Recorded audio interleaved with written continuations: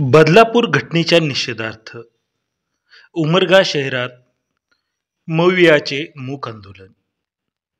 बदलापूर घटनेने सर्वत्र संतापाची लाट उसळली असून त्याच्या निषेधार्थ मवियाचे शिवसेना, उद्धव बाळासाहेब ठाकरे, राष्ट्रवादी शरद पवार पक्षातर्फे व काँग्रेस यांच्याकडून उमरगा शहरात छत्रपती शिवाजी महाराज चौक येथे काळ्या फिती लावून आंदोलन करण्यात आले.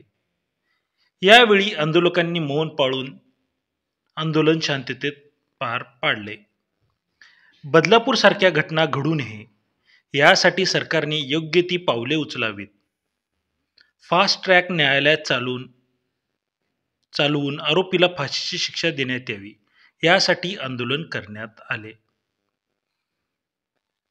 याप्रसंगी तिन्ही पक्षाचे कार्यकर्ते मोठ्या संख्येने उपस्थित होते.